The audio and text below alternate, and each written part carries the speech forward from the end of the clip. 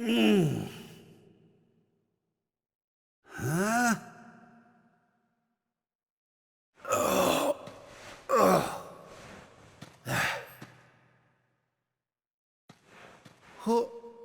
Where am I?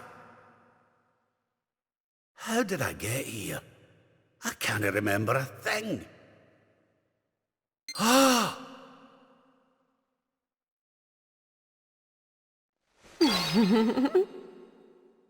Jings! Is that... No, it can't be.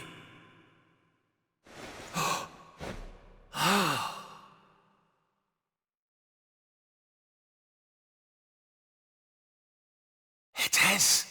It's her. Fresh from the pages of the Ogler's Digest, and large as life. I haven't the first clue what's going on around these parts. But I reckon I could do worse than ask a lassie here. Well, Rab, what are you waiting for? She'll no hang around forever while you pluck up what little courage you have left. Yoo-hoo! Have you a moment to spare for a sweet, harmless old man, hen?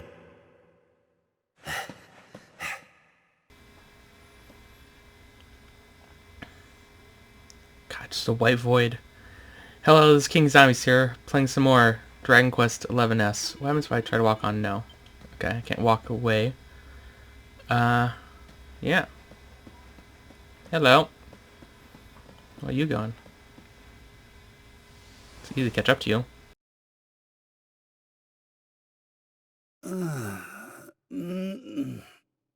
Hey? What just happened? Come on!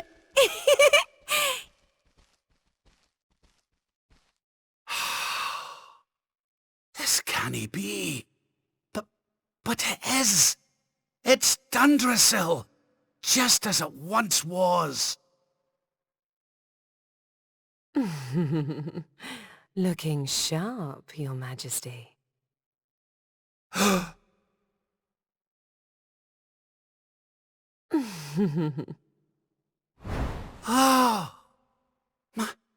My old robes.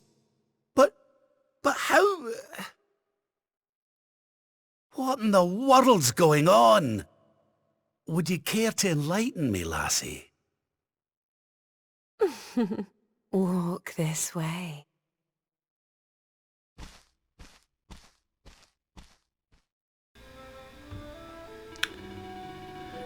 A bunny-eared pal heading off in the direction of the throne room. Assuming this is real Dundrasil Castle, that is. It's good places as any to head for, I suppose. I'll see what the folks on the way have to say for themselves. Yeah, it's funny because I technically did put on this outfit. The crown and the dress robe. Oh, I didn't upgrade the crown. Messed up that. And you also only have this single thing. Can I go this way? Free me, Your Majesty, but I cannot allow you to proceed. This private meeting in private address. Wait. You won't let the king walk in on a private meeting in his own castle? That doesn't sound right. I mean, I know this is apparently like a dream, according to the chapter title. What's the matter, Your Majesty? You look like you've seen a ghost. Well, you should be heading to the throne room if you have an important audience, as I understand it. If you're late, the Chief Minister will have your guts for garters. Oh, maybe there's not a meeting in there. There's a meeting I need to attend to. That could make a bit more sense. Can't go down here, can I? Out to kitchen on one of your wee snack hunts? Well, I'll tell you it's not your business, you being king and all. But I'd stay up here if I were you. One of the ministers informed me there's something very important afoot. So it won't let me go down. Probably same thing over there. Yeah, I'll just head over this way. That's fine.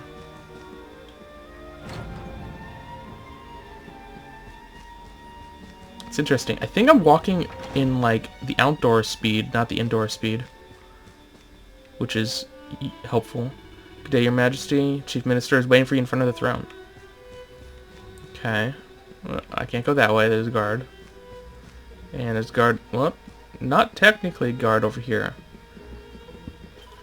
Sorry, Majesty. Princess Eleanor would tear strips off me if I let anyone into private chambers. This mister actually wondered where she went off to.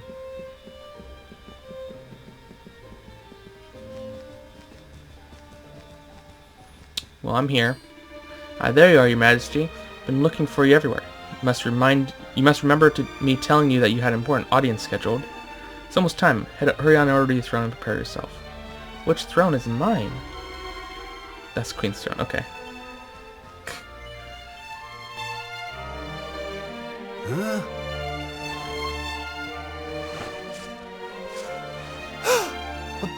But...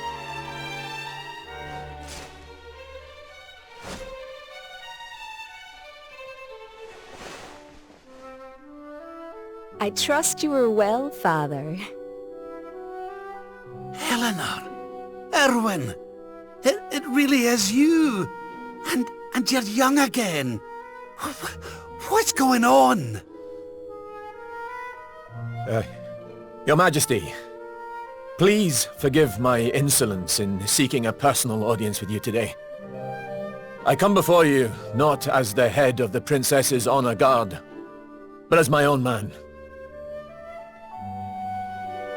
What? I mean, very well. State your business. You see, the thing is, I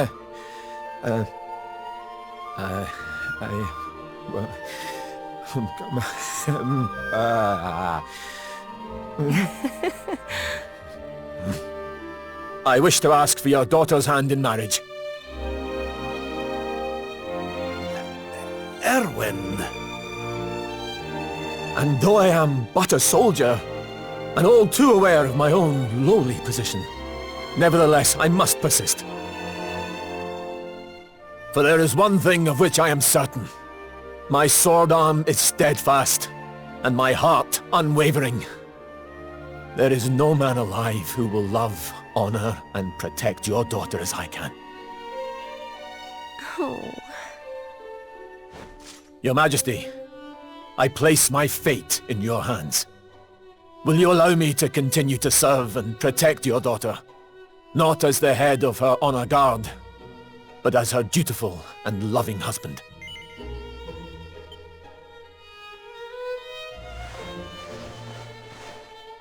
I can hardly turn you down after that little performance, can I, laddie? And to tell you the truth, I always had an inkling you two might one day be wed. Oh, Father. It's up to you now, Erwin. Don't disappoint me. You hear? Thank you, Your Majesty. Thank you. Hooray! Congratulations!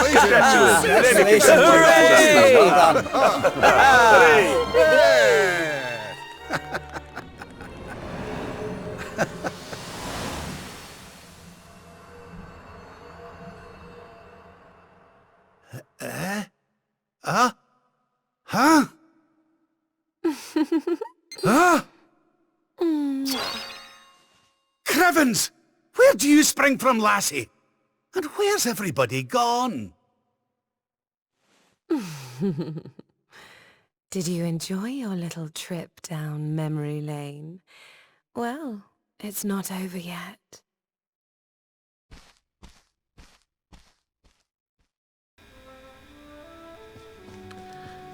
Okay. Oh, there are people here still, though. It's a good sign. Majesty, is everything alright? You're looking wee bit befuddled, if you don't mind me saying so. Yeah, what's that you say? Queen Eleanor and King Erwin lost forevermore? Oh, come now, it's the nerves talking. Speaking of nerves, the father of the beast seems more the low jumpy himself. So don't mind me, I'm just gonna go to these other rooms. See if there's anything I can snag. Bring with me to the real world later. This is a lot of books. Okay. Here's a book. Oh, he jumps.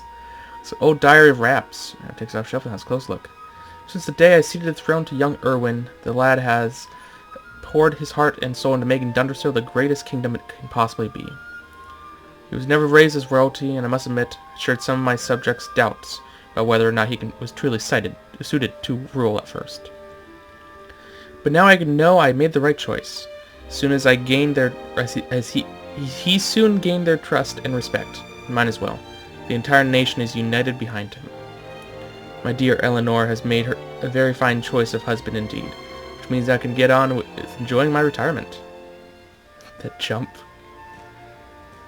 Okay, that was the only book. Anything in here? What about over here? No, I did find something. Still can't go over here. The queen needs rest, quiet and rest right now, and plenty of it. Okay. You just gave her permission to head. Your Majesty, I understand you're anxious. Please get a grip on yourself. There you are, Lord Robert. I was hoping I might have the chance to speak with you about something before the child was born. Before the child was born? Well now. So it's the day of my grandson's birth, is it? Now here's the thing. Your Majesty? Sorry, lad. You were saying there was something you wanted to discuss. Oh, this day. That's a good point, knowing what day it is. This castle's about to be destroyed. Aye, it's the child's name. I'm having trouble thinking of anything suitable. So much trouble has been distracting me from everything else, if I'm honest. I was wondering if you might see your way to reprising your role as king for a wee while so I can have some time to think it over. Sure. Thank you. Thank you so much. You will not have much to do, I promise. There's just 2 items on the agenda for today. First is something you're more than used to, receiving those who seek a royal audience and giving them counsel. Chief Minister will be on hand to help you with the most pressing issues.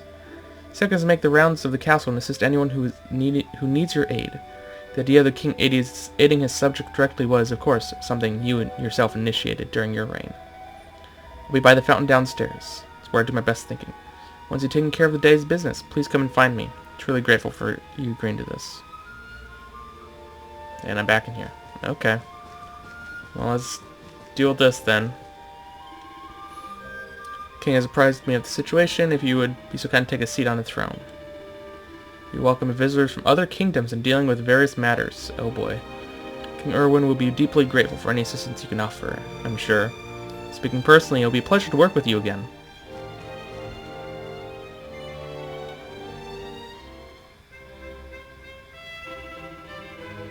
Now let's commence with today's itinerary. As you know, your role here is to hear out those who came before you, and use your wisdom to give counsel as the representative of the Crown of Dundersill. Majesty, first express to you my gratitude for granting me this audience. Traveled all the way from the kingdom of Sniflheim to seek it.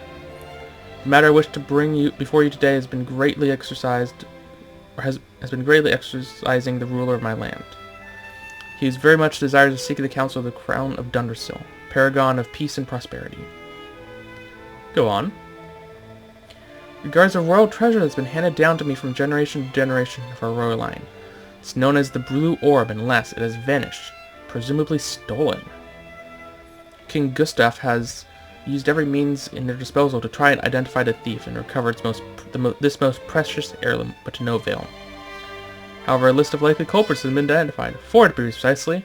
Sadly, there's insufficient evidence to conclusively identify the thief. Oh boy, tell me the list.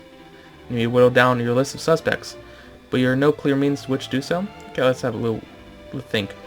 First thing identifies the motive. What reason might a person have to want to get their mitts on this blue orb? For the money, of course. Treasure like that would bring in a pretty penny, I warrant. That'll be why the thief did it. Now, next we've got to consider the matter of means. Not just walk in off the streets and help yourself to the pride of the royal treasure house. So what kind of person could have done it? A lockpicker or a master of disguise? Probably... I would say disguise. That'll be it. The thief must have disguised himself as a guard or such like, and strolled right on in without anyone looking at him twice. Which leads me to conclude that our culprit is an experienced professional thief. Go back and line up your suspects. Tell them that the orb they stole was a fake, and that whoever took it must have been an amateur and a fool. Any innocent party will surely see the funny side, but one person certainly won't crack a smile. The veteran whose skills you've called into question. Marvelous display of deductive reasoning, Your Majesty. With your blessing, I shall return to Sniflheim and inform King Gustav of your counsel. This is the final judgment on the matter, I take it? Yeah. King of Sniflheim owes you a great debt, Your Majesty. I shall journey back there immediately and share your shrewd insights with the king. Yeah. That was easy. I must commend you on your wise counsel, Lord Robert. Your advice will doubtless lead to the unmasking of the rogue who stole the treasure. Next problem. Oh? The Sultan of Gallopolis salutes the mighty kingdom of Dundersill and all its people, and sends this, a missive penned by his most exalted hand. Majesty, I trust that this message finds you well. Word of the continued triumphs and glories of your kingdom reaches us on a daily basis. In truth, I write seeking your counsel for this very reason. As you may know, the Sultanate has suffered a prolonged heat wave. The land is parched, and we fear for this year's harvest. As ruler of a realm of plenty, I beseech you, share with us the secrets of your prosperity, that we might avert disaster. I await your reply by return of rider, your humble servant, the Sultan of Gallopolis. Message ends there. I do not wish to pressure your majesty, but his excellence the Sultan was most desirous of a swift response. Ouch. It sounds like they got themselves a pretty pickle over there, eh? Well, I'd better see what I can do to help them then, hadn't I? Drought prevention advice, hey? Can't say it's a problem we've ever faced over this way, if I'm honest. Well, let's start with the basics, shall we? If I'm to write a reply, I'll need to decide on the tone of the letter first. Unfailingly gracious or somewhat stern? Gracious sounds better. That's probably the best way to go. Now the tricky part, what to do in a drought. Let's weigh the options. Some conventional wisdom or outside the box. Well, they probably don't want something conventional. They probably want something that they haven't thought of. Right, that's it. I've got it. Quick, take this down before I forget it. My dear Sultan, I understand your kingdom is suffering a bout of searingly hot weather. No doubt sales of ice creams and swimsuits are going through the roof. Of course, I do not wish to make light of your predicament. I simply wish to show you that by changing the way you think about something, you can turn a crisis into an opportunity. What I suggest is that you inspire your people to think of radical new ways of cooling down. Leave it to their imaginations and see what they come up with. Hopefully it will involve swimsuits and lots of them. That's the one. Get that all written up in your best fancy handwriting on one of those nice scrolls. A marvelous missive, Your Majesty. If you don't mind me saying, now just confirm you're happy with me write down. Yeah, go for it. Okay, next visitor.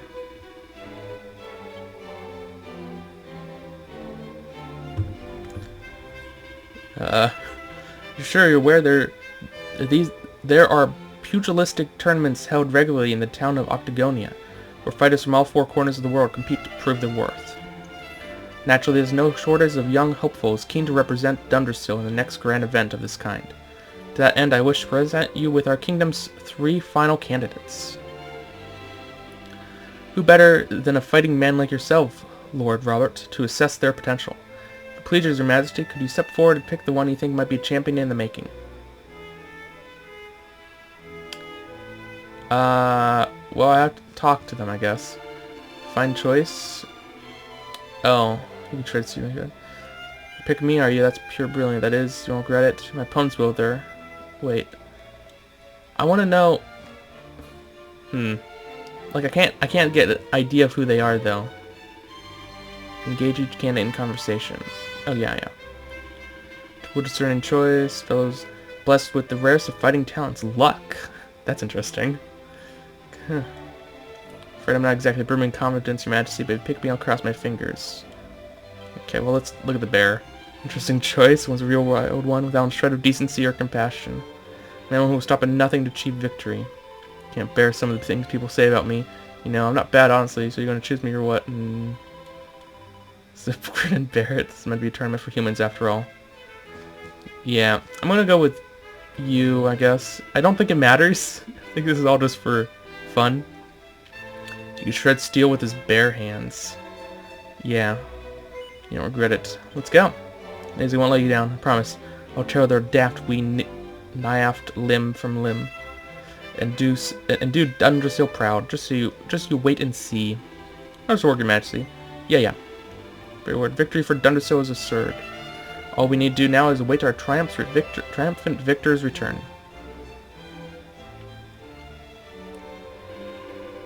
Oh, that's all of it. at least for here.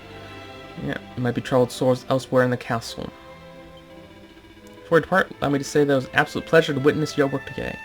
Truly, it has been far too long. It's safe to say your kingly judgment is as sharp as it ever was.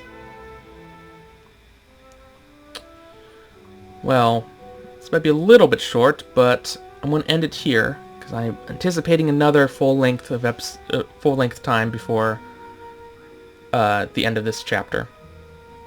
I'll see you guys next time.